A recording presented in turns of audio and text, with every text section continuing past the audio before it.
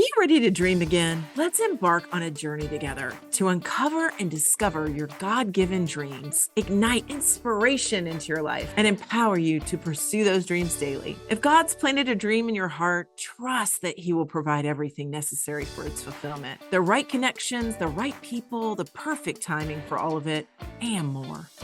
Have faith, believe in yourself, and dare to dream big.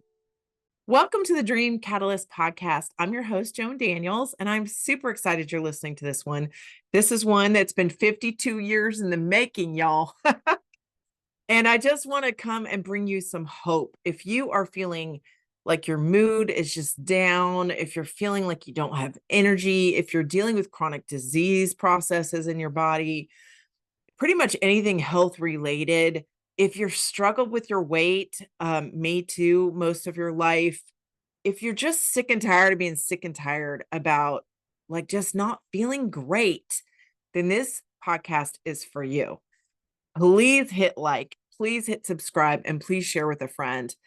I hope that my 52 years of crazy journey is going to help somebody out there. I pray that it does. The whole point of this podcast is to bring you hope and light and help you come back to believing in yourself and believing that you have an amazing future, as well as discovering what that dream looks like that God's buried deep in your heart and uncovering it so that you can go out and live your dreams.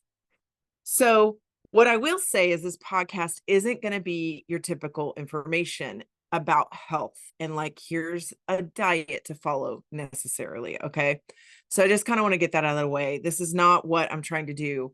I'm not trying to convince you of anything in terms of what you should do or what diet you should follow. I just want to share information as a person to you as a friend. Okay. I am a physical therapist by degree. I no longer practice. I gave up my license about 5 years ago because I just knew I was going to no longer do that. It's interesting to me how God works, because sometimes what you think is your calling doesn't always end up being your calling, or it just keeps evolving. Your calling keeps evolving, which is what it seems to be happening for me. And I also want to say up front that I'm not going to tell you just to eat less. You know, if you want to lose weight, just eat less, move more, calories in, calories out. That is total bunk. And I want you to know up front that I have disproven that in my own body and my own journey. I promise you that's not correct. I would say that in terms of health, for most of my life, I've struggled with some chronic things, but generally, I was pretty darn functional. And even when I was super sick, which I'll talk about, I was still functioning. I think my thing is that, you know, we are designed to be here and do things and experience and work and serve others. But it's so interesting how much of a difference it can make when you are truly at your optimal health versus fighting all this chronic disease, IBS, Crohn's for me, Crohn's colitis, et cetera, et cetera, et cetera. It's amazing. It is a literal world of difference between just surviving, which is what I was doing for a long, long time, and like super thriving, which is where I am now. So I hope this helps you tremendously. I will tell you that I am a self-proclaimed, self-diagnosed sugar and carb addict. So if you are also an addict, welcome to the club. No, I'm just kidding. This is me last year, y'all. I had to come to Jesus with my health in January of 2023, knowing that for the 4 years of crazy in my life, the 4 hardest years of my life, which were the last 4, I was taking care of everybody else and I was not taking care of myself. Anybody? Can I get an amen? You know, even in an airplane, when it's going down, they say to you, do not put the oxygen mask on your children. Like, you must put the oxygen mask on yourself. So my prayer for this podcast is that we are going to start to put the oxygen masks on ourselves, you guys, and really start to dive into health for ourselves. Because the thing is, you can't put it off anymore. Can you? I mean, you really can't.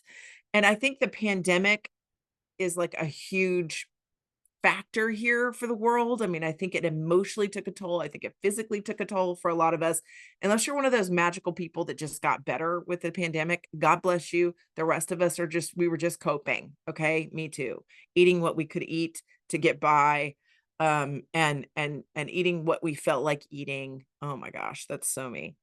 So my very first diet, I will say the original struggle of my life is carbs. I would say that the first time I realized, at least later in life, I don't think I knew it at the time.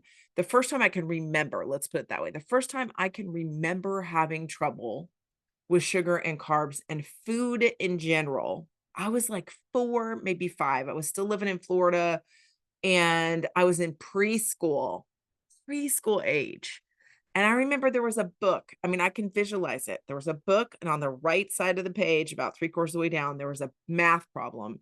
And the math problem was ice cream cones. So it was something like, we have 6 ice cream cones, and it had the pictures, of the cones with the different flavors of ice cream.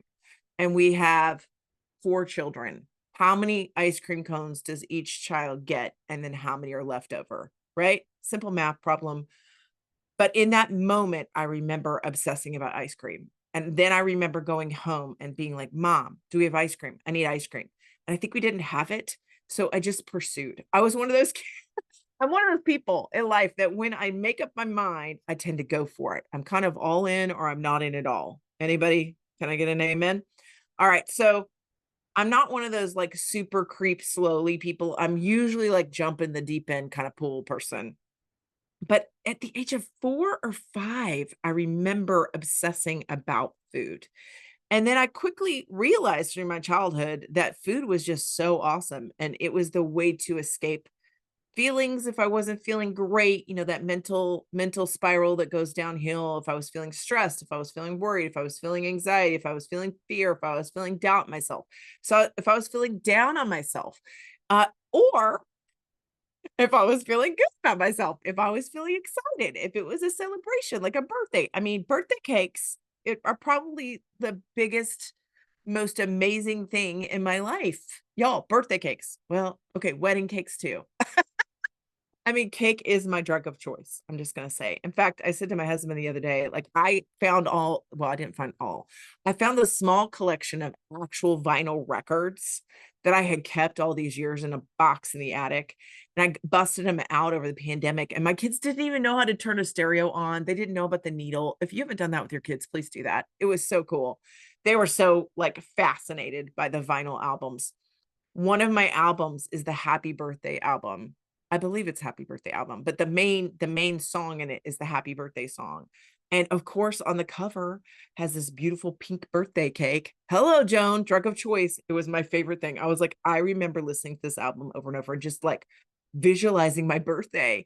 And it was all about the cake, y'all. It was all about the cake.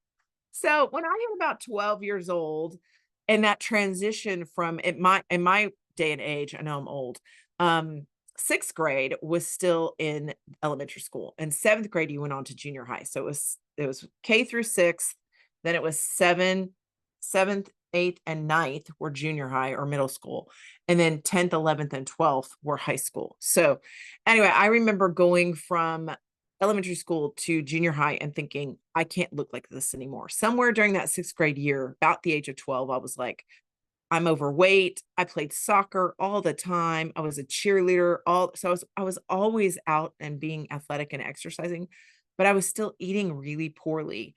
And in my defense, I had such a good cook for a mama. My mom used to love me with food. And I mean, still to this day, I love people with food because I actually really enjoy cooking. I don't often have time to cook like I want to, and I certainly don't cook often enough. But I will say I enjoyed cooking because I enjoyed serving people. Like I enjoyed them enjoying the food, right? And my mom did too. And in her defense, like back in the 70s and 80s, I was born in 72. In the 80s was kind of when I grew up, right? The majority of it. I mean, soda was a big deal. Laughingly, my pal Andrew Peel, love your posts, Andrew. Always, you're just such a great person.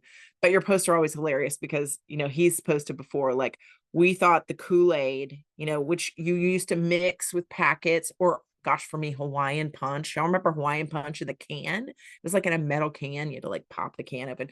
Anyway, we were drinking sugary drinks.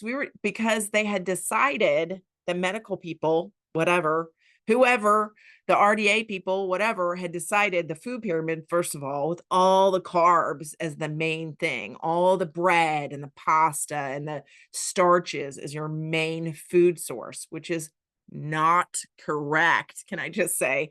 But that's and still today, it's still that way. Did you know that the RDA people are just a bunch of bureaucrats in a room deciding what they're going to do next? Did you know it wasn't based on any science? Yeah. Uh-huh. I have a degree in biology, a master's degree in physical therapy. And when I discovered some of this information just 3 months ago, y'all, 3 months ago, it blew my mind, blew it. So I'm just going to tell you some things that you probably don't know, especially if you haven't studied this at all, and they're going to blow your mind. So get ready. Everybody, buckle your little seatbelt on because we're getting ready to go on a ride. So here's the deal. We were eating all tons of sugar and the thing was low fat, right? Remember Diet Pepsi? Who remembers the Diet Pepsi commercial with the girl in the blue and white striped swimsuit? I am still obsessed with that commercial. Diet Pepsi, 1 small calorie. Now you see it. Now you don't. Here you have it. Here you won't. That great Peps. Why are commercials like stick in your head for like the next 100 years, but you walk into a room at 52 and sometimes you can't remember why you walked in there. Y'all do this? Okay. So anyway, sorry, I digress.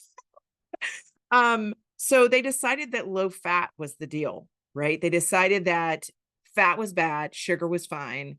So we had all these wonderful sugary drinks. Then we got to diet drinks. It just became a big old disaster. I remember as a elementary school child, I would have my mom would pack my lunch for a long time and then I'd pack my own, but it was always like a sandwich with bread, chips, and then a dessert. Sometimes a piece of fruit, but let's be clear, I was a sugar addict. So it was like a Star Crunch. Who remembers Star Crunch? Y'all remember that? It was basically like a big old Rice Krispie Crunch bar. It was terrible for you, but it was really delicious.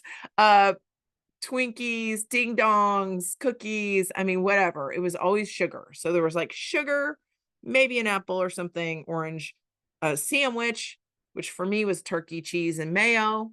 There was usually some kind of sugary Capri Sun, just juice, like completely bad for you. All juice is not good. I'm just saying it's just not good for you because it has no fiber. Anyhow, all sugary drinks or soda. Anyway, whatever. My whole point is it was crazy. And then if I didn't bring my lunch, I was eating the lunch at the cafeteria, which was like pizza, chicken nuggets, and fries. I mean, it's all the same junk they still feed them today. It's really, really sad. But my point is for a long time, I had this problem. And when I was 12, I decided it was a problem I had to solve. So I started on the diet train. Oh my gosh, y'all. Have I done every diet under the sun? The very first one was I bought the super large. I mean, it was like this big. If you're listening and not watching, it was probably at least a foot tall can of chocolate powdered Slim Fast that you had to mix with water or milk. Milk has sugar in it. Why would you do that? But anyway, okay. Whole point is I got that can, which was $20. And whatever year that would have been 84. In 1984, it was like $20 for the Slim Fast can. And so I begged my mom in the store, please, please, please, please, because I knew I needed to do something. And this was like a meal replacement. How many of y'all are doing meal replacements right now? A protein drink, right? Blah. I mean, that's how we've converted it. But it was basically the Slim Fast can. So my mom said, absolutely, but you have to drink the whole thing. I got it home, mixed up my first glass, like this is my path to getting thin and beautiful. And y'all, I couldn't even choke down the glass. It was so disgusting and powdery. And if you've been on that train where you did the drink thing and you did the protein, whatever meal replacement thing, you're probably like me and like, I can't drink those things. I can't even smell them. Like, I hope to God I never need an Ensure when I'm old, because I would probably rather vomit than drink that. Is that hilarious? Anyhow, so the Slim Fast can. So what did I do? Just secret between you and I. Actually, my mom is in heaven, so she doesn't care. I can tell you the truth. I ended up dumping that entire can down the toilet and flushing it. somewhere in the sewer system, the Slim Fast drink went. And my mom never asked me about it. God bless her. She never asked me. But I mean, $20 in 1984 was like $85 or something crazy now. So it was a lot. So I get it. So, and then I did cut out carbs. That's what I did. I cut out sugar. So I quit eating ice cream all the time. God bless my mom. She would forget to eat. She was super skinny until she was probably in her late 40s. And she would like go to the club and play tennis and like get totally worn out and then get kind of like dizzy and weird. And we'd have to go to the bar or the little cafe there at the tennis club and have some sort of lunch. And I'd always have a Gatorade because mom had Gatorade, or I'd have like a Shirley Temple, all sugar, right? Good for me. Because it wasn't fat. Anyhow, so my mom would always eat ice cream at night. She also loved popcorn. And one of the things my mom would do is I would get ready for bed because I always went to, I was always the youngest. So I went to bed early. And then I would smell down the hallway. I could smell it, the popcorn popping like on the stove with real butter and salt. And I'm telling you, I would get up out of bed and be like, what would be like, oh. Popcorn still was one of the hardest things I ever gave up. I'm totally off popcorn, but it's taken me 52 years to get off popcorn. But she also loved Bluebell ice cream because who doesn't? It is the food that God would choose, I think. If you're somewhere else and you don't know Bluebell, I'm so sorry. From Brenham, Texas. Yay, go Bluebell. Anyhow, I don't eat that anymore either. Just so you know, but I did love it. I did love it. And if you're super skinny and not in this category, yay, you could probably go eat it. But I could not.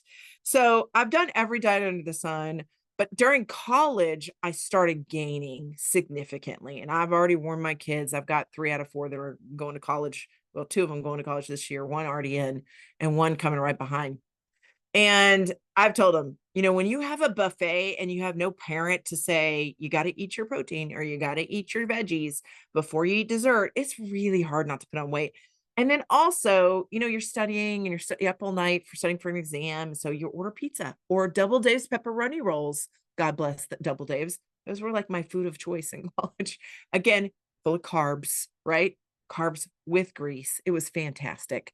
Dip it in ranch dressing. Like really, let's just hope heaven allows us to eat carbs. Like it would be, I know we have heavenly bodies and all that jazz, but please, Jesus, let us be able to eat carbs freely in heaven. Okay. Is that terrible? That would be super cool. All right. So I digress again. I'm sorry. So I literally started dieting in college. Of course, not well. So by the time I got married at 22, I was, like a size 20. I'm 5'11", so I'm really tall. So I can pull off some excess weight. I could probably pull off a good 30, 40 pounds before you go, oh, Joan's getting a little pudgy. Now I am not at that weight now, but I'm close. I'm about 10 pounds from my like wedding weight. And it's been a long haul, sisters and brothers, a long haul. But my point is just, I've done everything under the sun. I have done the heart diet. I've done the DASH diet. I've done the beets diet. Oh my gosh, do not ever make me eat pickled beets again. Cause I can eat roasted, but pickled, I can't because I ate it for weeks. It was terrible. Anything you force feed yourself like that, you're going to have an aversion to, and protein shakes. Blech. But I have lost hundreds of pounds, only then to regain it. Like 99% of all diets do that, right? I have found 3 that are hope. So stick with me. So I do have actual advice on that if that's your problem.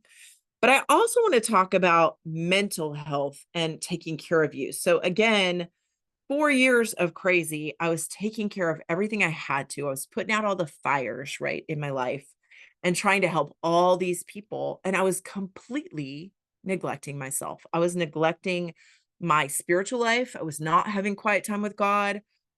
If I was, it was desperation time with God. It wasn't quiet time with God saying, God, what do you need me to know? What do you need me to do? And being quiet and listening for answers. It was a lot of pleading with God and asking for help, but it wasn't a lot of listening. I don't know why. My only answer for you, because I knew better than to do that, is that when we're in crisis, which happens over our lifetime, let's be clear, life is a contact sport. And so you've got to know that these troubles and trials are going to happen. I think that sometimes, it's just the lessons that we need to learn. And that's the reason in my mind that we sort of forget as human beings. Like we know something and we get it and we're like, yes, I've learned this lesson. And then 5 minutes later, you're like, you've forgotten it already. It's the human condition that we continue to forget and then remember and then forget and then remember. Okay. At least that's my theory. That's my working theory. So in January of 2023, after just having, or like I said, 3 years at that time of really hard life, I had to come to Jesus with my health. If you haven't had to come to Jesus with your health, you might need to. Now, understand during that time frame, I had sought out therapy. I had taken an antidepressant for a while.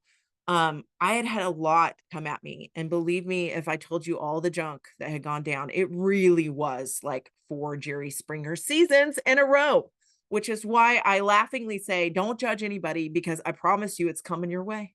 Like as soon as you start to go, well, so and so, they should be doing better, or they should handle that better, or they shouldn't drink alcohol, or they have as soon as you get judgy about anything, watch out, because that is a cue that you're about to learn the lesson.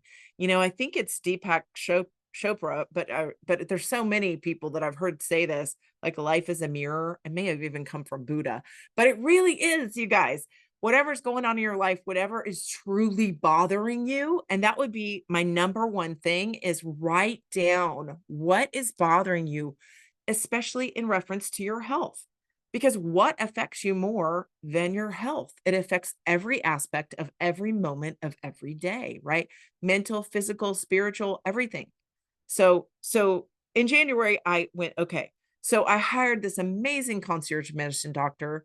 Shout out to Code One Concierge and Dr. Peter Cascio, who understands that the healthcare system in America is pretty broken, and that trying to put out fires, if you will, in our health is not the right approach. Because although pharmacology or big pharma has answers for your symptoms, those answers do not really involve getting down to the root cause of what's causing the issues and then solving them. Our healthcare system is amazing at that. If you have urgent care needs, if you're in a car accident, you need surgery, great, heart attack, okay, there are amazing doctors out there to help you. But to promote health, there's not a lot out there doing that because there's not a lot of money in you being healthy. Let's be clear. I know if you've lived through this age of 2024, you're probably with me in that we've been really disillusioned, and we realize we've been disillusioned by the media, right? We don't trust the media. I mean, a long time ago, I quit trusting politics or, any kind of rhetoric in politics, right? Or politicians. But I now understand that the healthcare industry also has major fallacies. And it's not like I didn't see that before. It's just I didn't see it so massively in this way. So you have to think about, if you are healthy, who makes money on that? No one, right? So I had this come to Jesus, and I do have the most amazing doctors. There are amazing doctors out there who really do want to help you get healthy. To be honest, they just don't know how to do it if you're not willing to make the changes that are really necessary to be healthy. And that was me. I mean, I was the one that just was like, well, I can do this, but not that. I just had every excuse under the sun. But I knew my body wasn't feeling good, and I knew I needed to figure it out. So I had the privilege of finding out that I was right on the line for diabetes. My hemoglobin A1C, sorry, was 6.4, which is right on the line for diabetes.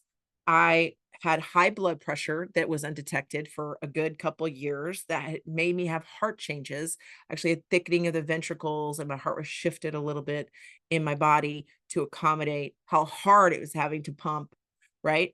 I had fatty liver disease. I had sleep apnea. What else? I did get a calcium scoring test, which was 0, which is fantastic. If you haven't had that test done, it's really simple. It's a CT scan. It takes like this long. And if you have access to that, it was really helpful because it means that I didn't have a lot of plaque buildup and stuff in my heart. I did have ultrasounds of my carotid arteries and found that one side had a little bit of blockage. And so now that I knew what I was dealing with, I wanted to go address it. And God bless my doctor because he was super non-judgmental, which is so required, you guys, because I'll peel it off, I'll peel the layers off for you to go down to if your nutrition isn't actually good, you're gonna be unhealthy. And not in a calories in, calories out way, not in a fat tissue way, but in a real health, mental health, physical health, all of it, emotional health. So when he told me, God bless Dr. Cascio, that I was diabetic and he was going to prescribe metformin, I about came apart. Like I literally was like, don't even write that bad word in my chart because I will not be diabetic. And let me tell you why. Because as my physical therapy life, I feel like I've had 3 lifetimes, but my physical therapy first job that I thought was my calling, my first evolution of my calling, let's put it that way. I treated wound care. It was one of my specialties. Neuro rehab and wound care were kind of my specialties, but I did a lot of acute care. So hips, knees, back injuries, spinal cord injury, head trauma, traumatic brain injury, all the really hard stuff, strokes, all the really hard stuff. But one set of hospitals that I work for, because I ended up going PRN, which is as needed for many hospitals I work for, was exclusively wound care. Okay, so why? Why did I love that? Because I could see progress. I loved the acute care because taking someone from something that they just literally their life is devastated and then helping them rebuild that life was what I love to do. In wound care, it was like, really honestly, it's like vacuuming. Have you ever vacuumed and heard all the going up in the vacuum? To me, that was wound care. It was like really getting a wound clean and then letting it heal. The body is magnificent and it fascinates me. So does the mind. You were created just fearfully and wonderfully made, like the Bible says. Hey, just a quick word about Dream Catalyst Life and Business Coaching, where it is our dream to help you live yours. How do we do that? Through group coaching, one-on-one coaching, workshops, or even something like a 90-day blitz, which we're getting ready to launch for fall. I'm super excited. Check us out at dream-catalyst.com. If you want to schedule your free consultation, email us at info@dreamcatalyst.com. Dream Catalyst Coaching, because your dreams are waiting for you. Point is, I refuse to be diabetic because most of the wounds that I treated were diabetic wounds, usually of the feet. And it is just such a hard disease, right? Because in diabetes, your blood sugars are too high. Those glucose molecules in your red blood cells that are attached to red blood cells are like spiky little balls, and they start shredding your arteries and veins and the vessels, especially the tiny vessels, the capillaries that your blood is going through. And that's why you get the neuropathy, which is where you can't feel or you get tingling numbness in your extremities. That's why you get the wounds. That's why you can't feel where the wounds are. So then you don't know you had an injury and then it gets worse. So anyway, my whole point is I refuse to be diabetic. I was like, don't write that down in my chart. I'm not diabetic. I won't be diabetic. I will change how I'm eating. Now, again, I've told you this. I've done a million diets. I've lost hundreds of pounds. I'm a complete sugar carb addict, right? So for me to say that, I was like, whoa. And so he said, ideally under 30 grams of carbs, but in reality, that's hard to stick to, maybe less than 100 grams of carbs.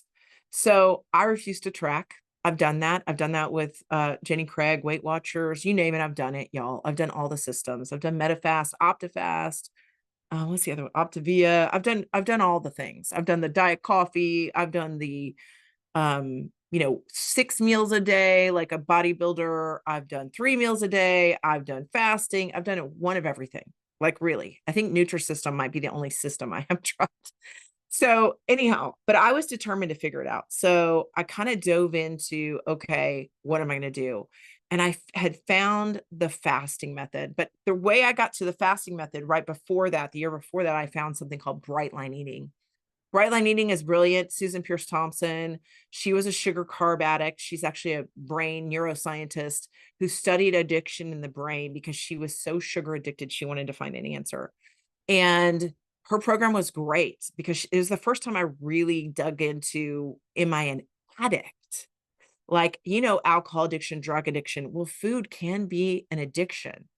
And for some people, it's sugary, like high sugar. Some people, it's the carbs, like it's the savory, but it's still the carbohydrates, right? And there's three macronutrients. There's carbs, there's protein, and there's fat. That's it, right? Those are the things that feed your body. And we've been led to believe that your body needs glucose to function, but turns out, no, your body can make glucose from the fatty acids you have in your system. It can actually break down the fatty acids and make gluconeogenesis in the liver. And that's what it does. So no, you don't need carbohydrates in your diet. Well, so I didn't know this information then, but Susan Pierce Thompson's teaching all the right things. She's teaching, eat these 3 meals. She's telling you what to eat. You could have some level of carbs in the morning, blah, blah, blah. It was very good. I did it for a while. I would fall off is the problem. And like every other thing I'd ever tried, I'd go right back up. So, and about 5 years ago, I did Ideal Protein, which again, I lost about 100 pounds on Ideal Protein. My problem isn't with the diet. So almost any diet, if you're following a system, it's probably going to make you lose weight. The problem is you're going to gain it back after you get off of it, right? And here's, if you don't change the way you're eating. The other thing is the GLP-1 agonists, all those drugs that are out there right now. I've done that too. I tried that too. Y'all, I tried human growth hormone shots. I've tried one of everything, I'm telling you. The GLP-1 agonist problem is, again, unless you're dedicated to taking that medication your rest of your life, you're not just going to eat less. And at the same time, if you're not changing what you're eating, you're probably doing more damage, because if you're not getting the amount of protein you have, you're losing muscle mass, which means your ability to eat calories is going down, right? Because you have less muscle mass. So you need less and less calories. It's going to actually harm you in the long run. And I know this may, people are going to argue with me and they're going to say I've had relief, and I understand it. But what I'll tell you is, again, if you don't change the way you're eating, that medication is not helping you. I do believe it can be a booster for some people who are really addicted, which is kind of what I asked my doctor to prescribe it for. I needed a boost. I needed to get off the carbs. If you're using it for that, you could probably use it for a short amount of time, but you've got to wean off of that. So that's my opinion. Again, I'm not a doctor. I am not a nutritionist. I have a biology degree and a master's degree in physical therapy. So I am not your doctor. I'm not trying to prescribe health stuff to you. Please check with your doctor. But I refused to be diabetic, and I had to find something. So the bright line eating, and kind of bright line eating, is based on Overeaters Anonymous, because Susan Pierce Thompson teaches about carb and sugar addiction. So that actually led me in January 2023 to, I ended up hearing a speaker talk about the fasting method and Dr. Jason Fung and how it saved her life. So I immediately, I devour books. I want to know the information. I'm always studying something. So I got some of his information. Dr. Fung is brilliant. His work is brilliant. He's a Canadian doctor. He's a kidney doctor. He deals with kidney disease. And he realized at some point in treating those patients that if you didn't treat the underlying kidney or the underlying diabetes that was causing the kidney disease, again, those glucose molecules shredding the capillaries in the kidneys, it's a filtration organ. So it kills the kidneys, right? Because you just shred it. You shred all those vessels, and then it can't be really very functional. So anyhow, he decided he had to do something, and they ended up trying the fasting method, which was just, instead of trying to get people to not to eat super differently, although they teach differently, they do teach lower carbs, cut the refined sugar, carbohydrates out. Absolutely. They teach that. And thank God for them, because it really did help me. But when you get off all of those foods, you stop some of your cravings, right? So he's like, the fastest, easiest way to get your blood sugar down is to not eat, because then you have no blood sugar and your body's got to deal with its own mechanisms for fuel, which is body fat. So I thought this makes total sense. And it did for me for a while. So that first year, I lost about 50, 60 pounds, somewhere in there. Really helpful. And the interesting thing about the fasting method was I found out, one, that we're treating diabetes wrong. I mean, y'all, some of this medical information just blew my mind. The nutrition information that's just not out there for people to know. So I'm praying that somebody hears this. Dear God, let somebody listening to this get hope. Because if you've been struggling with mental health or physical health problems, keep listening. So the fasting method was so brilliant in that what I realized ultimately was diabetes we're treating wrong. We're giving people insulin, we're doing all these things, but we're not teaching them to take the sugar out of their diet. I want you to think about this. Diabetes, the way we test for it is with blood sugar, right? If your blood sugar is too high, you have diabetes. Your A1C is like a 3-month average of, because your red blood cells live for 3 months. So it's a 3-month average of, how much glucose is attached to those blood cells. 90 to 120 days is how long they last. So a 3-month average gives the doctors an overview of how much blood is in your bloodstream. And that's why the A1C and why you want to get it down. Well, so here's the deal with that. If you're giving insulin, which if you're a type 1 diabetic, you need insulin because otherwise you can't properly take the glucose out of the blood and put it into the body cells. But what Dr. Fung teaches is, but at the same time, if your body's bombarded with carbs, which think about it, what meal in America for the standard American diet do we not have carbs? I mean, bread, potatoes, rice, chips. I mean, those are like the most common things that people are eating. But, pasta, anything that is based in carbohydrates, which is plant food, okay, is going to increase your blood sugar. Now, there are some plants like leafy greens, spinach, kale, broccoli, cauliflower, even butternut squash or acorn squash, right? Zucchini, regular yellow squash. Those things are lower carb vegetables. So those are better. And so we kind of already know that information though, right? If you just ate meat and low carb vegetables, we'd all lose weight, which most of us are fighting these days. But what I loved about Dr. Fung's work is he talked about how to get to the fat tissue. And he says, when your body doesn't have anything coming in, it has to reach into the deep freezer. That's kind of how he says it, and grab fat tissue. But otherwise, it's a survival mechanism. Your body's just trying to make sure you survive the next famine or the next winter, right? Kind of like bears, we are just shoving that fat tissue. Well, what happens is your cells get overfull of this sugar, carbs that you're feeding it. So it stores. When insulin is high, when blood sugar is high, the pancreas produces insulin. And then the insulin is high and it's trying to shove more and more glucose into the cells. The problem is the cells cannot handle anymore. They're overstuffed. So your body, like any drug, starts to down regulate the receptors for that drug in order to survive. So it's a defense mechanism. So it says we're going to become insulin resistant. So the hormone that is being the body keeps pounding us with, we're going to become less susceptible to that. We're going to decrease our receptors for that so that you can't shove any more sugar into our cells as fat. Now, this happens for people sometimes early, sometimes much later in life. For me, I didn't really have repercussions till I was 51. So even though I've been overweight most of my life and fought it most of my life, I didn't have diabetes. I didn't have blood pressure problems. I didn't have sleep apnea. I didn't have all these repercussions, right? I did have Crohn's and colitis. I got diagnosed with colitis in my 20s, actually age 20 in college.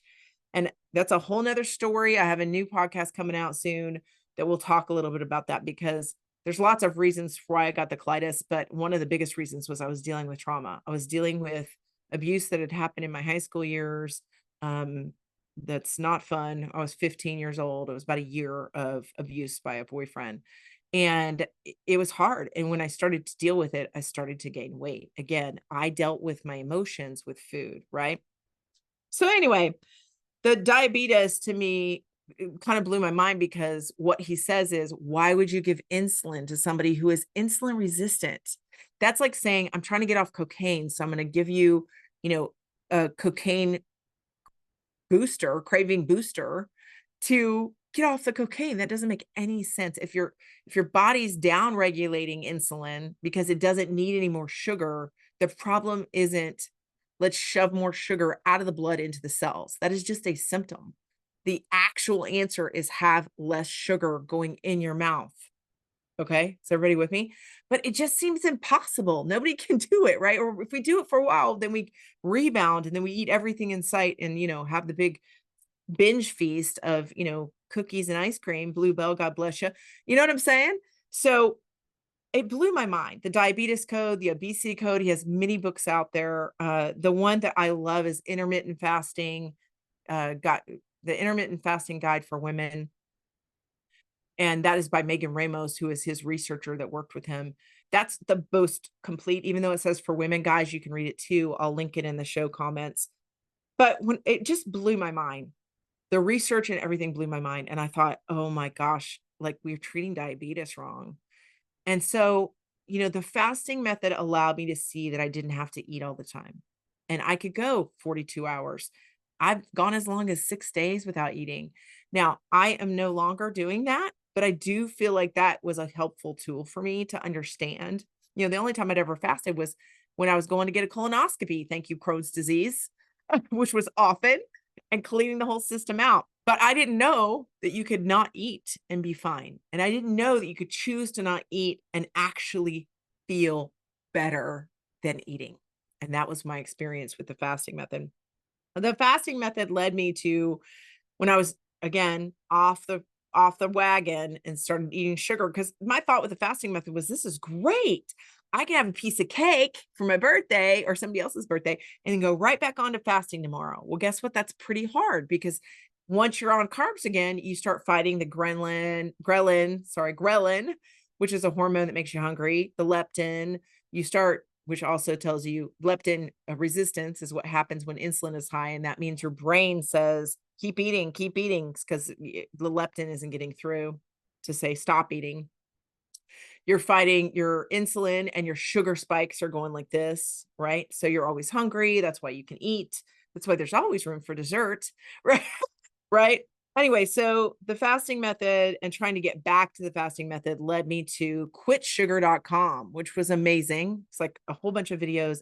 And I believe a huge amount of really changing your health is educating yourself on health. And a lot of it's not the health that we think that's out there. A lot of the science, so-called science, which I'll link a podcast here, Dr. Eid talking to the 5-Minute Carnivore about how much of the science is epidemiological, which means it's just questionnaires. And, all we can really gather from epidemiological science is correlation, but not causation. Those are two different things. Like a correlation would be, shark attacks happen when people put on a bathing suit. Well, yeah, because they're in the water, right? Do you see what I'm saying? So a lot of the things that I had gone through, I went through 6 years of being vegan, which I based that off the China study, which is epidemiological. And I thought I was bettering the environment and all kinds of things, which I'm not trying to refute any of that. I'm not even going into that. Okay.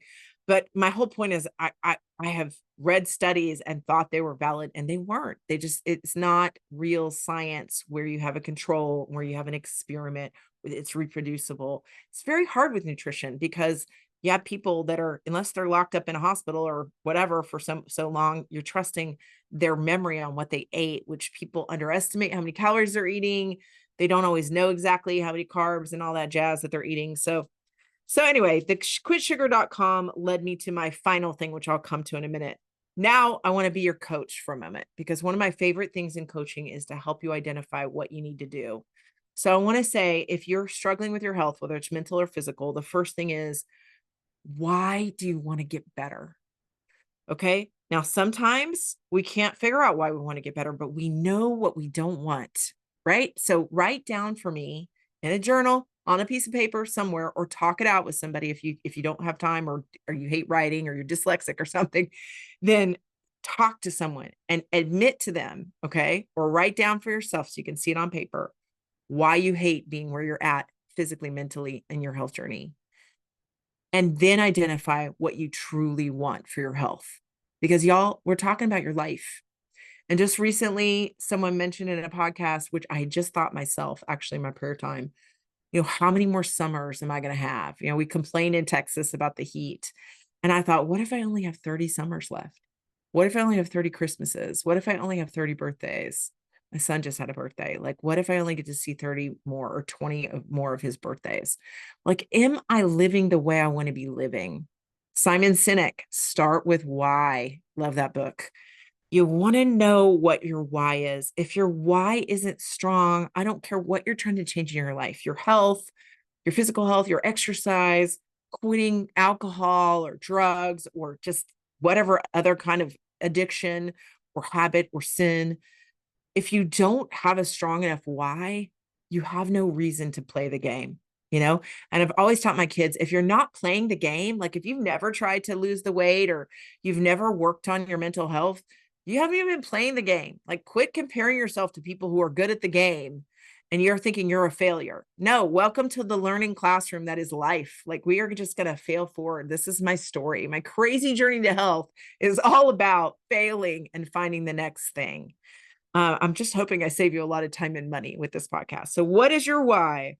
The second one is, what is your vision for health? Again, go back to my first and second videos. I'm a mess, and also Ignite Your Dreams. What is your vision? What does optimal health, physical, mental, exercising, beautiful muscles in your body, all that stuff? What does that even look like? What does it feel like? Create the movie in your mind. That is huge. And then you've got to play that movie for yourself. You got to remember every day. I encourage twice a day.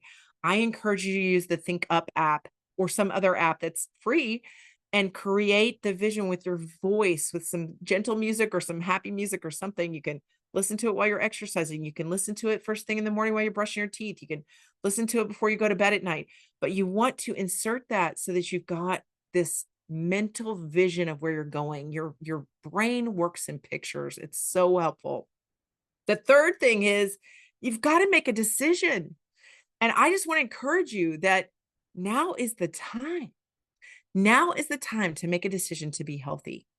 Because what are we waiting for? Y'all, as far as we know, we don't get another do-over life. We might as well make the most of what we have. And I'm telling you, from the position I'm in right now, I have never in my entire life of 52 years felt better than I do now. I'm not at my ideal body weight. And I'll tell you, I would love to lose more weight, and I am on the way, but it takes time. It took me 52 years to get to this place. It's going to take me a little time to get it off. But here's what I know for sure. I would, if this is the weight I'm going to stay, I would pick it 100% for the rest of my life because I feel that good. I have energy. I have no brain fog. I wake up excited. I go to bed excited. I am thrilled about my life. I love it. And I want you to be there too. And there is hope here. So hang with me. All right. The making the decision part for me is so critical because you have to decide that, one, you're not going to do this anymore this way. It's too flippin' hard. Am I right? It's too flippin' hard to feel sick and tired and have disease processes going on in your body. You deserve health. God created you here to thrive, not to just survive, not to barely make it. And so much of this has to do with your nutrition, even your mental health. So make the decision that you, even no matter what you think at the end of this podcast or what advice I give you, you're going to go figure it out for you. You deserve it. Your families deserve it. Your friends deserve it. Your community deserves it. Your church deserves it. We need you healthy and well and thriving and out there kicking some butt. That's what we need you to do. And you need it too. You need it too. And you can do this because I'm telling you, 3 months ago is when I started this program. So I know if I found something that works for me, you're going to find it too. So make a decision no matter what, that you're going to find it today. You're going to find it. You're going to figure it out, and you're willing to fail at it, but you're going to figure it out. All right. Number 4 is you got to decide that you're going to do something every day, starting today, which you're listening to this podcast. God bless you. Don't forget to like and subscribe. Okay. And share it with a friend. That would be amazing, especially somebody who maybe has had some health struggles. But you're going to start executing daily habits towards your vision. Y'all, I cannot emphasize this enough.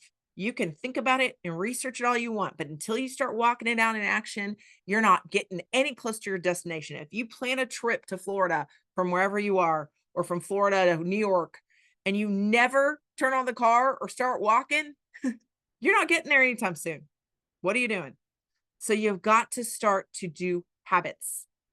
Daily small habits is the only thing that gets you to a new place. How do you get great habits? You could read Atomic Habits and learn that you stack habits on top of other habits that you already have.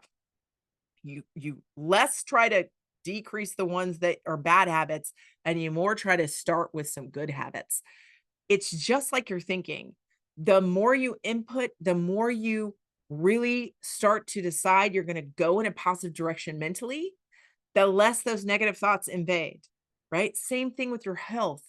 The more you start to walk in the direction of health, the easier it becomes. And you should be able to go faster and faster towards your health. Same thing with your mindset, right? We're going to do a whole nother one on mindset. But you got to execute these daily habits. So we all know, and I talked about this in a podcast, you're either going towards your health or you're going away from your health. And you have to think of each habit individually. What did you do today for health? Review them before you go to bed. What did I do great today for my health? I had quiet time. I got out in nature. I grounded myself. I prayed. I took a walk. I exercised. I drank enough water. I ate healthy foods that I know are going to be good for me, right? All those good things. So let me give you a little bit of advice on health though right now. I do want to get to the kind of secret sauce that happened for me. So I went from bright line eating to the fasting method to quitsugar.com. And between the fasting method and quitsugar.com, I heard of the carnivore diet. Now I'd heard of keto. In fact, I've done keto in Atkins way back in the day and lost some weight, but then regained it. Since I've been through the Susan Pierce Thompson Bright Line Eating, and I knew I was an addict because I took her quiz. She has a free quiz on brightlineeating.com if you want to know that, but you probably already know if you are, you aren't. And it's about a third, about 30% of the people have no problem with food. Like they could take it or leave it. They're just not excited by food.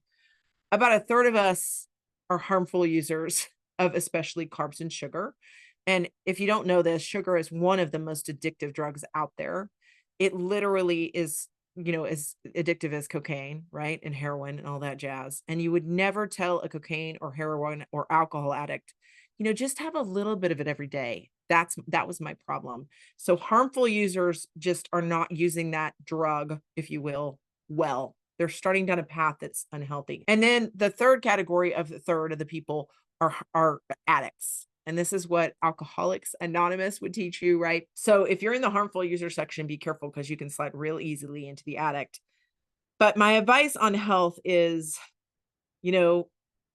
truly the carnivore diet changed my life.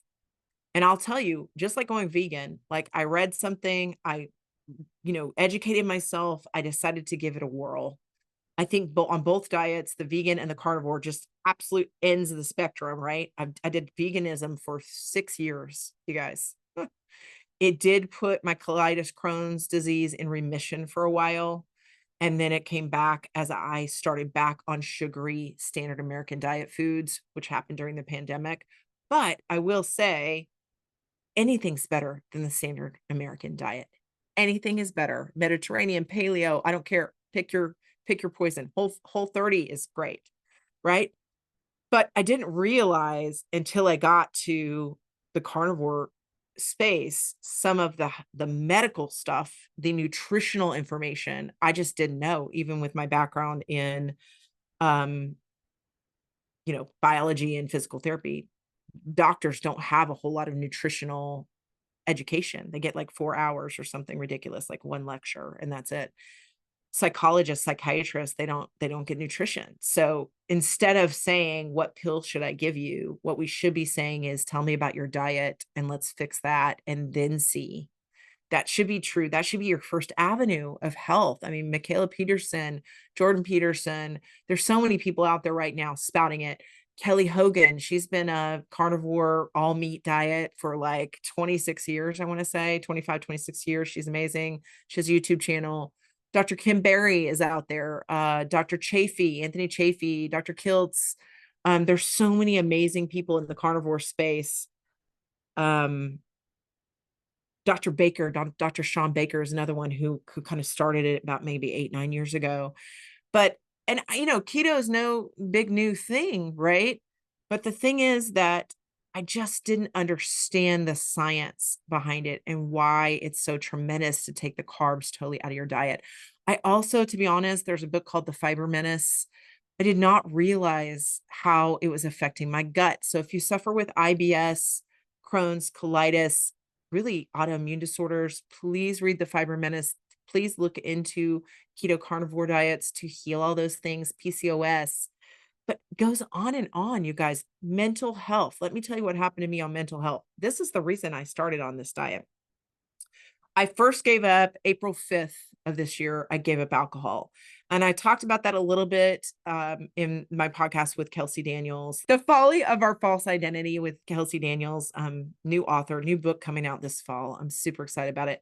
I talked about it a little bit, but I had this amazing lifelong friend that I went to see to help and went to help her with something, alcohol all day. It was just an alcohol atmosphere, just the whole thing, kind of like from our childhood, blah, blah, blah.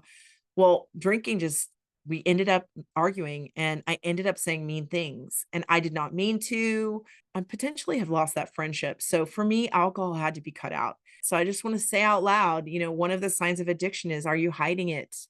Are you binge eating? Are you going through the drive-through and throwing the wrappers away? I've done that. Is your brain constantly thinking about when's the next time I can eat? Or for me, like, what do I feel like eating? Gosh, you guys, that was always my thing. What do I feel like eating? Oh, I don't feel like eating that. That's, broccoli is not fun.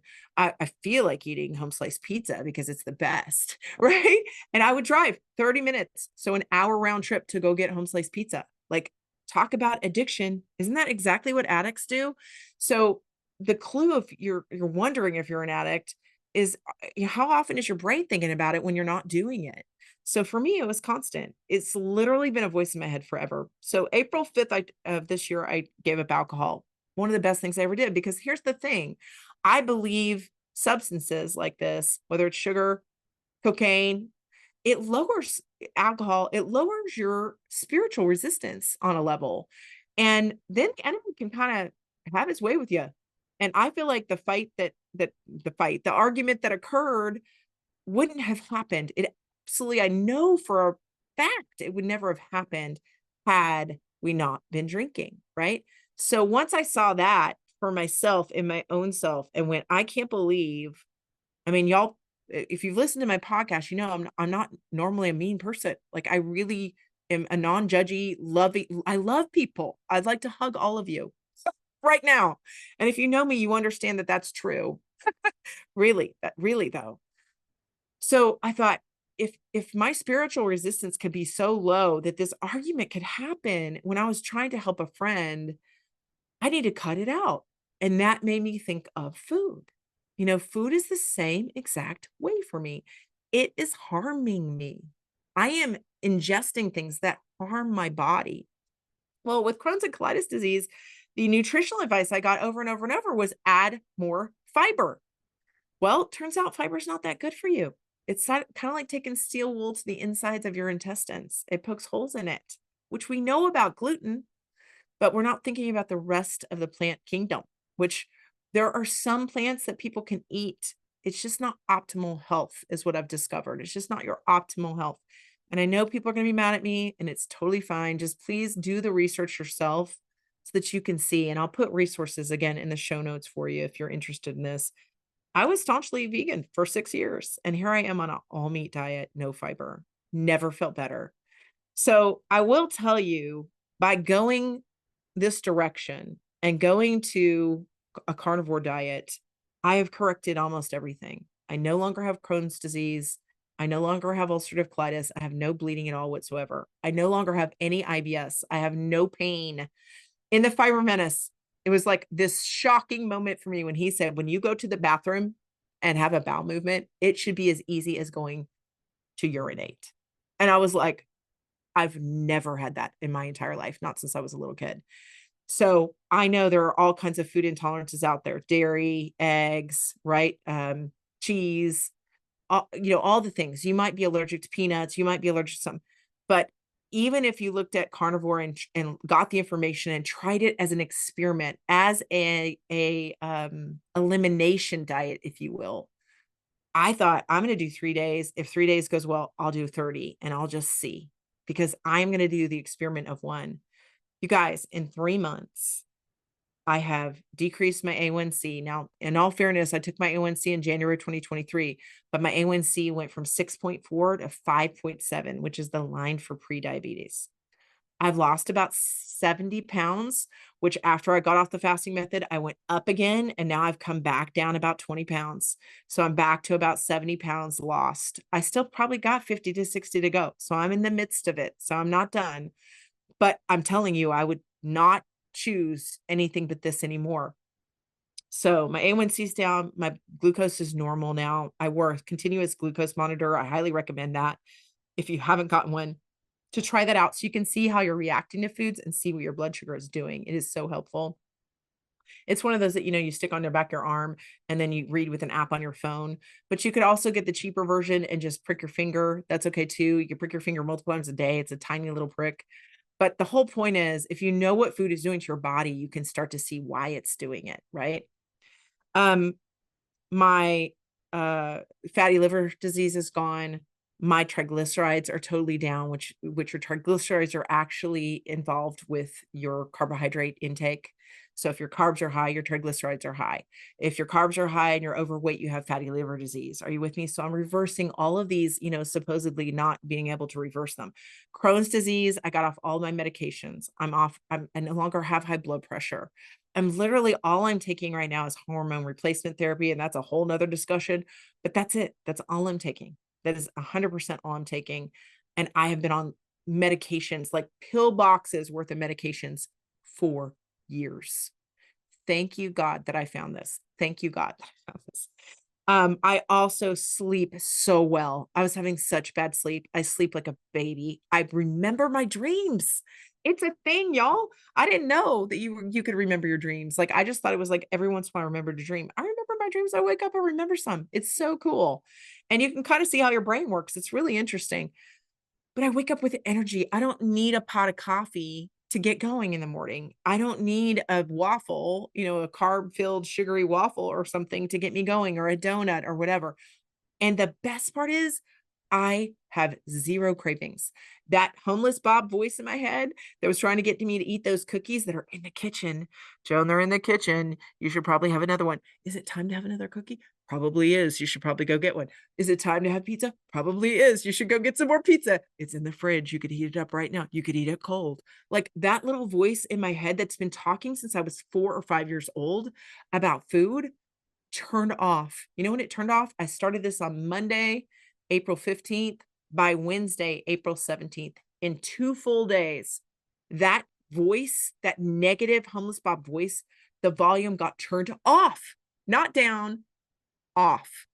I will tell you, right before that, on Sunday, the 14th, which is when I made the decision to do this, I sat and literally spoke to God with a cup of coffee, trying to get him to help me go back to my church, to help me do the ministry that I started at my church, to help women connect and love on each other and get to know each other. And I started the darn thing, and I was like asking God to help me want to go there and do that. It's something I thrive on. I love helping people. And I was in such a bad mental health space. I couldn't see past it. So I'm sitting there drinking coffee, listening to worship music, going, please, Lord, give me the energy, give me whatever I need. I'm so desperate. I feel terrible. Y'all, on a mental health scale from 0 to 10, I was a 1. I actually had thoughts that day of, God, please, if you're there, come bring me back home. Like, I don't want to kill myself, but I certainly don't want to be here anymore. That's really bad, right? I can't believe I was there. I'm generally a pretty happy person, but that's how far down the eating problems and the spiral and the sugar was making me. There's a great book, which I'm going to post here in the comment. It's Change Your Diet, Change Your Mind by Dr. Georgia Ede.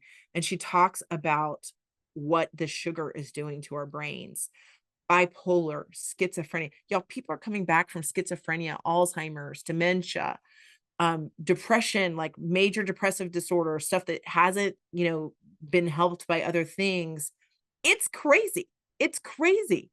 People are having luck with putting arthritis in remission, rheumatoid arthritis in remission, psoriasis, psoriatic arthritis, on and on and on and on and on. And I'm not saying it's the total answer, but when you get your nutrition right, it is. And I think it was either Plato or Socrates, one of the Greek philosophers, that said, food is medicine. The thing is, we've been told that meat is bad. We've been told our cholesterol matters. Do you know they've disproven that cholesterol causes heart disease? It's false. It was a hypothesis given by a doctor in the 50s and 60s that isn't true. It's not true. So a moderate fat, high protein, low carb diet is the best, meaning keto or carnivore, all meat. Some people can have vegetables in there and plants and foods in there. Some people like me cannot. We just can't. It's crazy. So I want you to challenge you. My number 5 tip is be your own advocate. Do your own research and be your own experiment. N equals 1. Be willing to fail, but don't be willing to quit at it. You guys, I have searched for 52 years and I hope I can cut through all the red tape and get you to the one thing. But I'm not saying it's great for everybody. I'm saying what I'm seeing is the sickest people, the people that have had this yo-yo dieting and all this crud happen for so long. And they're just so sick and tired. And they just need hope and they just need mental health so that they can get through the day. So they want to get out of bed. If you're in that category, I want you to get with your doctor. I want you to talk to him about it. I want you to do your own research first so that you know how to go about it. And you don't go cold turkey. You slowly decrease the carbs, okay? You're not going to go cold turkey. I don't want people dying because their blood sugar drops so low. Like, do it gradually. Do it the right way. KetoMaria.com is my favorite method. She has something called protein sparing modified fasting. So I don't really do fasting anymore. I do some intermittent fasting, but I don't do extended fasting like the fasting method. 24 hours plus 36 to 42 hours rolling is kind of what we were doing. I do stick with some of the principles of the fasting method. Time restricted eating. So I do the intermittent fasting where, maybe I eat within a 6-hour period of time every day. I do have 2 meals. I don't do OMAD or 1 meal a day because I do feel like to get enough protein in my diet, I need to have 2 meals. I just can't eat that much all at once. By the way, did I mention I've had a gastric sleeve? I even cut my stomach off and paid $12,000 for a doctor to cut my stomach off. That's how serious I was about finding an answer. And it helped for about this long and 30 pounds. And that was it. And my highest weight, it was over 300 pounds. Yeah. So I'm just saying, you guys, I get it. I get it if you're in this boat.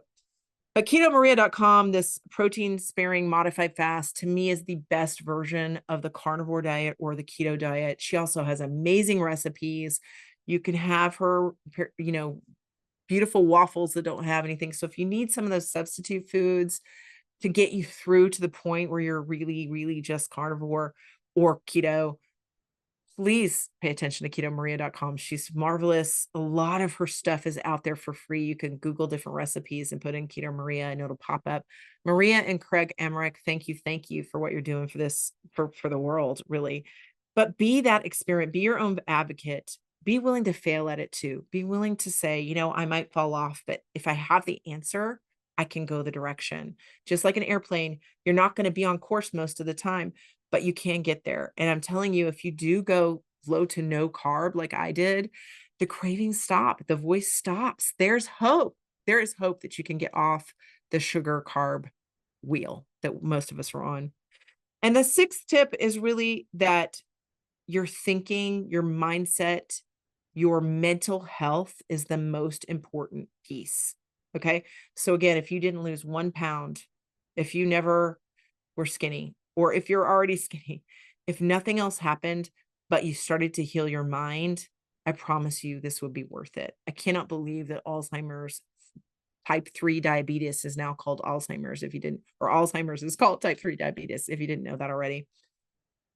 We've got to get off this carb cycle. It's really bad. So your thoughts are what makes your emotions the thermostat to your thinking. That's your thermostat, is the emotions. And then your thoughts and your emotions create your behavior.